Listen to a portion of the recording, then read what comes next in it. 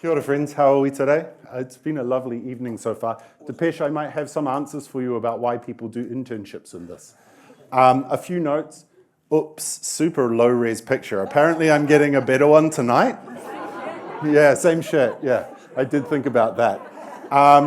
Have you guys ever turned up to a Halloween party and gone like, ooh, I got the brief wrong. Everyone's dressed a little differently than me.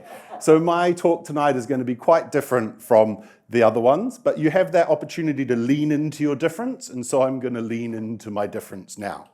One of the things that I think is really important about engineering that we all forget is how it's based on trust. How many of you people walked into this building without wondering whether it's going to fall down? Yeah? Okay. And so engineering is founded on that trust, right? And so my talk kind of leans into that. And it's about project-based learning, but about how the environment in which we do project-based learning affects our students and the potential outcomes, okay? So it's called Too Busy Working to Study because we've found anecdotally that a lot of our engineering students are too busy working to study. And so it's kind of a hypothesis-driven with some data talk, and we're going to look into that and see why this is, if this is the case, and explore maybe some options. Great. So there's a little bit of preface because I don't know if everyone knows this. Our engineering degrees are accredited, and so if you get an accredited degree from any of these countries or institutions that accredit, you can go all around the world.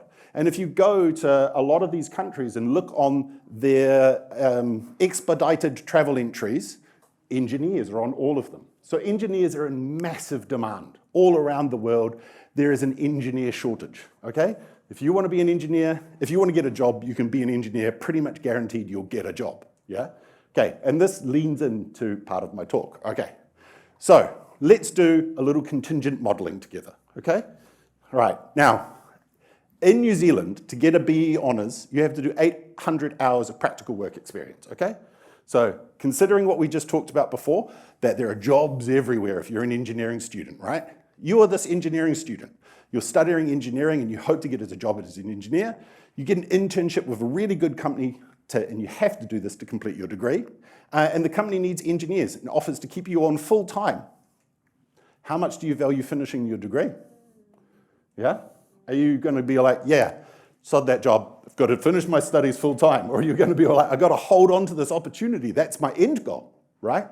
Okay, on the flip side, you're a large engineering firm. There's a massive shortage of engineers. And you've got a whole bunch, you're a big firm, you've got a talented cohort coming in, yeah?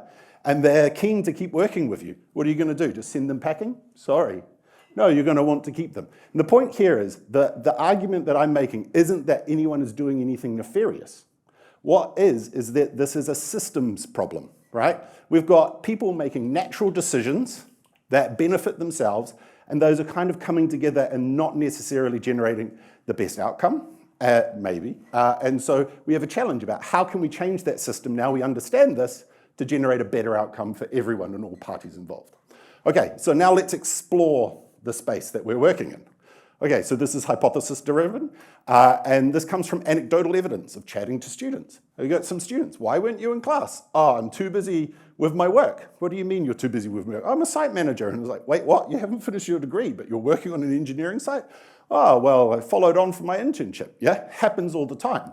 And so our hypothesis was that engineering students are being retained as working engineers after their internships, and this leads to them having to make decisions about how to use their time, and invariably they optimize working over their study time, okay? So we did a survey, obvious data response. We surveyed the entire cohort and we got 400 responses, and they're never always usable, so we got 324 that were usable. Thank you for those people that didn't quite do it right. And we did a lot of cross-analysis, and I got noted that I have 17 slides. I could have had more. This is the cut-down version. So I'm going to go quickly through this, and I've cut out a lot of the qualitative data here, just to focus on pushing the hypothesis. All right, this is the sort of response we got. So we got a good spread of male and female. We got a distribution that matched relatively the distribution of ethnicities we have, a good spread of over the years. And we tried to compare non-working engineers with working outside of engineering and working in engineering. So we could treat each separate group as a control for the other group, okay? Okay, and so this is the result. 20% or nearly 20% of our students are working as engineers while finishing their degree. That's a shockingly large number, yeah? Okay, and just on that, who is working, ethnicity came out, ethnic group came out as really interesting. I put both here just because you can see that we've got a really low number of Pacific students, but they have a disproportionate number of people working. So there are ethnic challenges that are happening. Cool. So now let's get to the crux of it. Engineering versus non-engineering. Those on the left are all the analyses we did. These are the interesting ones. All right, so you can see that this is a problem that happens through accreditation and through your internships because more people are working as engineers as you go up the years, right? It's not a problem in year one, it's a problem later on. And you also have, once your practical work is completed, you're working as an engineer, okay? So you go, as you go through the years, you work as an engineer, you do your practical work, and then you continue working. It's tick one for our hypothesis. Okay, motivations, here you go, Depeche, right? Gain experience, typically much more if you're working as an engineer, and to fulfill your practical work hours. Tick two for our hypothesis.